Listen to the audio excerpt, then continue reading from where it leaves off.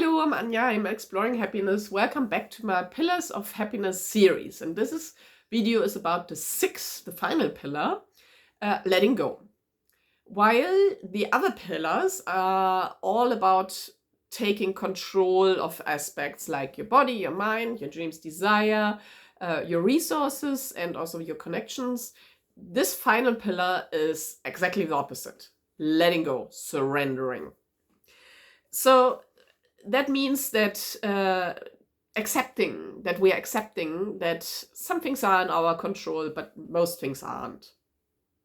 And I believe that's the magic of happiness. That's where the magic happens. Because if we can always have control over everything and know everything, it's kind of no surprise anymore, right? So it's really just letting go and just let things happen where happiness comes in. I've looked at letting go in the other pillars as well. So behind decluttering is a strong letting go component. Mindfulness is also letting go of the past and the future to be present. So the theme has already been woven in before. And it's like letting go is my themes are mostly about connections. So I'm going to talk about forgiveness, obviously a connection relationship theme, fun and play, creativity, and spirituality. So that would be the connection with others, but also with ourselves and with the bigger universe, God, whatever. So letting go has a trust element. Very much oxytocin field, and also it has this. It gives us the opportunity to tap into our parasympathetic nervous system and be in the rest and digest state because we just let go. We kind of chill out, right? So maybe letting go is not the magic of happiness; it's just chemistry. Whatever works for you. So let's look at it. So the first topic I'm going to speak about is forgiveness and the messiness of life. So before forgiveness comes hurt. The feeling somebody did something wrong to you. Let's say some family member at a family gathering called you fat. They did something wrong, right? You'll never talk to them again. They need to apologize, but you're sure you'll never forgive them. That's it. So let's take a step back. I want to talk about right and wrong and letting go of that in some way. Like in the messiness of life, what I call messiness of life, it's one important thing to note is there's no universal right and wrong. There's no universal good and bad. These are all beliefs and concepts which help us navigate life, and they are shaped by our culture, by our upbringing, by life experiences. So some things which have been acceptable before, and they were right before, like let's say beating up children, giving them a good beat, right? That's really wrong nowadays. So things change. These beliefs change. And in some cultures, it might be still, in some families, it might be still right. Is it now right or wrong? Personally, I believe if somebody puts a tomato, or actually any number of tomatoes in these plastic bags in the grocery store, I actually think that's wrong. I also think it's wrong if people take away coffee cups because it's really bad for the environment. But of course, other people think it's right. Am I right? Are they right? Who knows? It's not there. It's no universal right and wrong. Right and wrong are our personal values and beliefs, and they differ between people. I'm pretty sure nobody has the same set of exactly the same right and wrongs. We do share them, of course. There's a common sense of it, but nobody has exactly the same set. Possibly, if they live in a community all their life. Maybe, I don't know, but in general, it's not that way. Let's go back to forgiveness. So before you plan now to carry that load of having a grudge with that family member for your life because you didn't plan on forgiving, maybe let's have a look at that again. That thing they said, that you're fat, it could be several things. Maybe they actually wanted to hurt you. It's really, really good to, if you can, to have a conversation and go like, well, actually, you said I'm fat. That actually is quite hurtful. And they go like, yeah, well, I wanted to hurt you. And you go like, oh, thank you. So I'm actually not really dealing with any grudge here. I'm just like, that's in the clear. So I can just living without even forgiving you because I don't even care. You don't seem to care about me. That's where we go. Cool. Thank you. It's much more likely that they go like, oh, sorry, I didn't want to hurt you. I wanted to just alert you that your weight seems to, go up, and that's really bad for your health or whatever, It might be good to tell, like, nice try of showing care for you. Maybe, could have been done differently. And you can deal with that. Or they go like, oh no, sorry, I was thoughtless. I have this trouble at work or whatever in my partnership or somewhere. So they are really, they just have problems somewhere else. So the forgiveness is where you let go of expecting everybody else having your values, your right and wrongs, and having empathy, which means that you understand that they have other sets of right and wrongs. Also, empathy means that life is messy. We are not all perfect. Things don't come perfectly out of our mouths. We don't have perfect thinking. I don't know. People always expect that everybody thinks the same and everybody's considerate and thinking about everybody else's feelings. No, it's not possible. It's not even because we don't care or because we're selfish. It's just impossible. So letting go of that and forgiving by setting our own boundaries, saying like, well, this was actually painful, like to hurt my own set of beliefs and my own right and wrongs, but also empathy and understanding that that other people don't have that same. I think that's very valuable. It's letting go. And while you're at that, maybe if you have an inner critic throwing around guilt and shame and blame in your head and telling you how bad you're at things, maybe go and forgive that critic as well and see how you can work together to, be happier. So that whatever you do, which you obviously think is wrong, you can sort out. Either be just okay with it or actually take steps to change it, instead of just feeling guilty and shame. Also forgive life for being messy. Just, we have plans and they change. It's just the way it is. So let go wherever you can. Although I have to say, there's things you can fight for, but a lot of times we just have to let go. Okay, so fun and play. So a few years ago, I couldn't play anymore. Like didn't have fun anymore. If anybody said anything funny, I couldn't. For me, it was either careless or offensive. I couldn't really feel that fun. I couldn't laugh. I couldn't play. There was just this heaviness, this overwhelm, which weighed me down. And then I had to let go of things, and suddenly I started to feel lighter. I actually sometimes skipped and jumped because I felt lighter. Like I felt I could do that. I'm doing it now.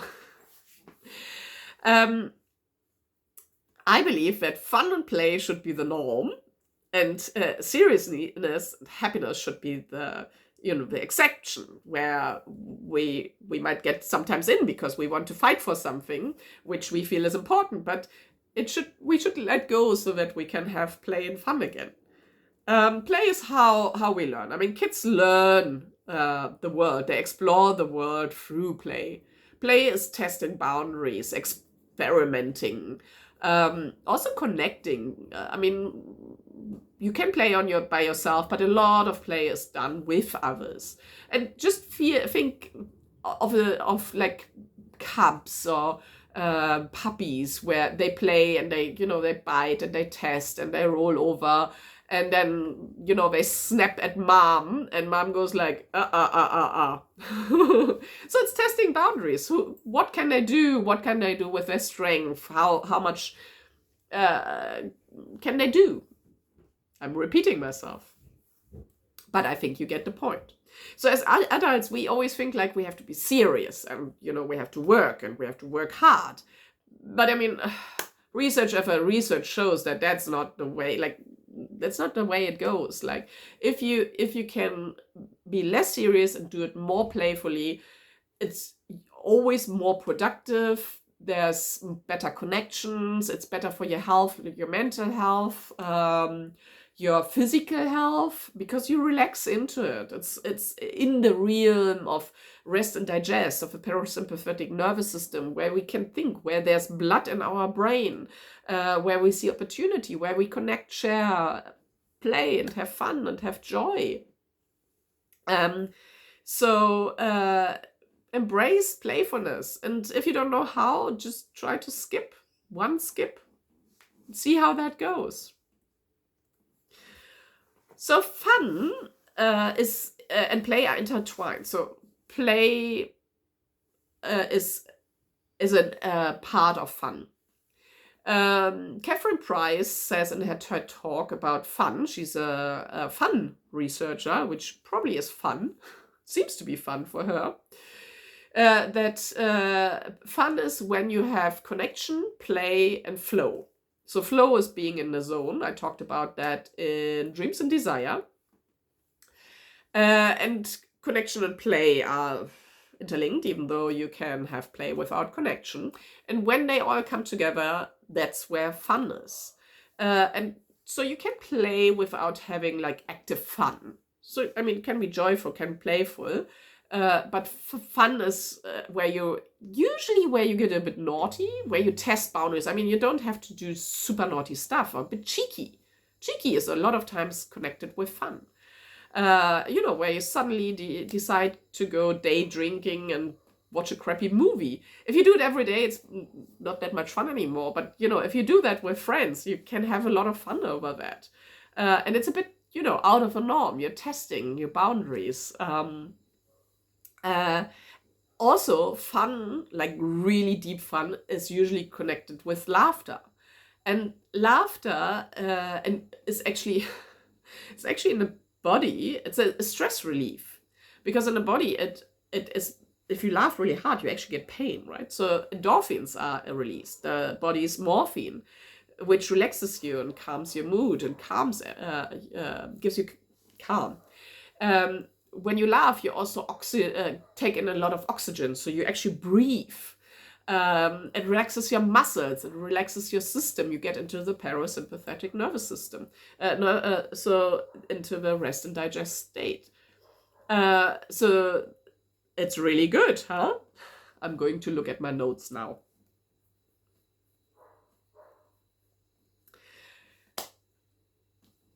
Let's move on from play and fun and go into creativity. So play and fun are ways to be creative and to develop your creativity. Creativity, however, usually is connected with the arts. But then, of course, it's just a way of, well, it's innovation. It's whatever the word is. It's innovation, but it's usually to solve a problem. So that can be like emotional problem, practical problem, global problem. So when we connect it with the arts, creativity, it's just artists expressing their emotions. It's a way, like through a painting, through a song, through dance, where they can express difficult emotions. A lot of times those ones are the ones which also grasp us, right? The sad songs, they get us, right? So it's just their way, like, to do that. And then if you look at other ways of creativity, like a programmer, he also tries to solve a problem. He or she, they also try to solve problems. They usually try to solve pain points, aka problems. So creativity is a way to solve problems, challenges, deal with challenges in our life in another way than the way which obviously doesn't work. So we are all creative, but we should invite that creativity in. I feel that, like, the real creative state, which it's usually the flow state where you're in the zone. But it's when you set aside kind of your logical thinking. You go like, logical thinking, you sit there and you watch. So you put away as good as you can your fixed beliefs, your logic, the idea of how things should be.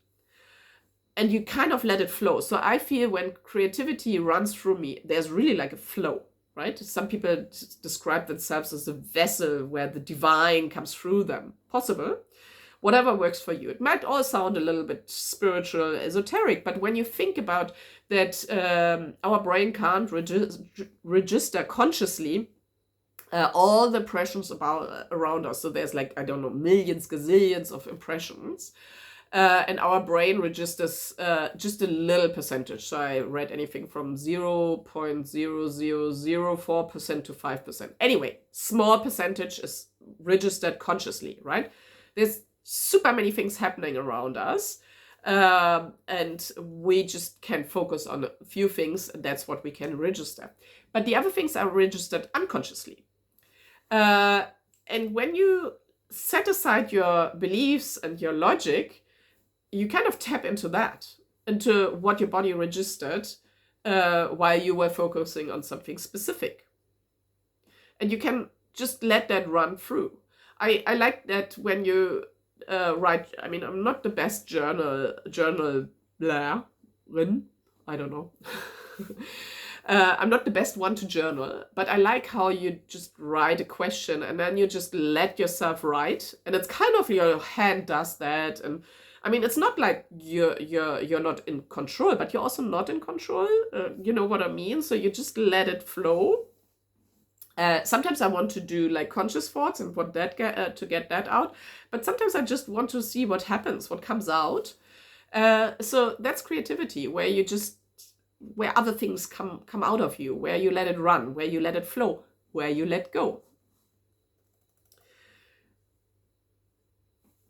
I'm going to breathe, because that's the final section, and it's spirituality. And of course, that's a biggie. Although in the end, it's not a biggie, because it's all about connection. Let's briefly talk about religion. I'm not a fan of religion. I grew up fairly religious Protestant, with some religious. So I'm what is it called, Christian, and I also did my confirmation. But I'm not a big fan of religion, because I always feel it's very dogmatic and prescriptive, and a lot of times used for what I call wrong purposes. But religion and religions around the world have all similar concepts, and they all embrace, like, they all include things which are like huge happiness makers. So community, connection, spirituality, let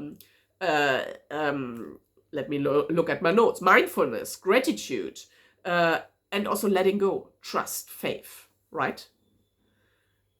But I prefer to deconstruct that for myself and then, build it up for myself. I also like to bake my pizza dough from scratch. If you prefer to buy your pizza dough and take religion as a kind of pre-made set, that's your choice. I go with mine. So I deconstruct, and this is the part which I feel is one of the important parts of religion, which is actually like essential for happiness. Spirituality. So spirituality is pretty much just connecting with yourself and with everything, becoming aware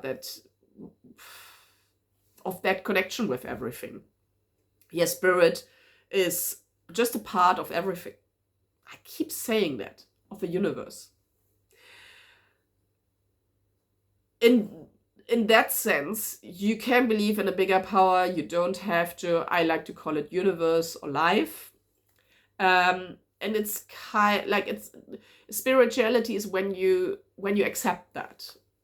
And spirituality also has that sense of meaning, purpose. But you can believe that the meaning of life, there might be meaning, there might not be meaning, right? So you can also just believe that the meaning of life is 42, like Douglas Adams in his Hitchhiker's Guide to the Galaxy. It's really, there's no, and that's what I don't like about religion, there's no right and wrong in that. It's just that I think we all need to connect to that from time to time, because otherwise we are really self-important, or like the other people are important, but we don't see the bigger picture. It's just a part of everything, right? And that might make us meaningless, but on the other hand, it's not meaningless. I know this is really contradictory, but that's what it is, right? Just connect to that. What happens in that spiritual moment when you connect to that? And particularly if you connect to it in a way where you just trust the universe has your back. Just, you go with that. The life is just, it's good. So that builds up, that's trust. Or religious people like to call that faith. Same thing. What is it? Oxytocin. It's a good load of oxytocin. So if you connect with yourself and with a bigger picture, apparently you get a good load of oxytocin, because that's trust. And that makes you feel good. So, I'm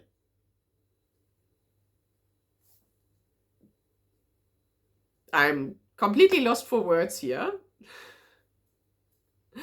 Let me just stop for a moment and check. Yeah, for the final words, I actually needed to check my notes.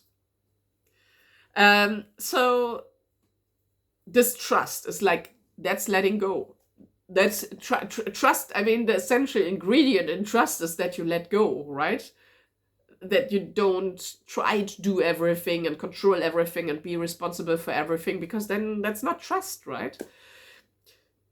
So, and I mean, that's a strong hormone we have, the one which creates trust. That's the happiness, one of the huge happiness hormones. So I think it's really comforting to know that you don't have to be responsible for everything, that you can trust. And yes, you are responsible for things, and particularly for your happiness, because it's up to you to let go and trust. And it's up to you to take control over certain things so that, they flow in a certain way, like your connections, your body, your mindset. But it's good to have that opportunity to give that responsibility back to the universe and go with, well, I've set up stuff and now I trust. We can't control everything, so let go. And choose the responsibility you want to take, the control you want to take, and also when you want to surrender, when you want to let go. That's why you are responsible for your happiness, because nobody knows which setting is best for you. Pick the one which makes you feel light and joyful, because that's when you're the best version of yourself, the happy version.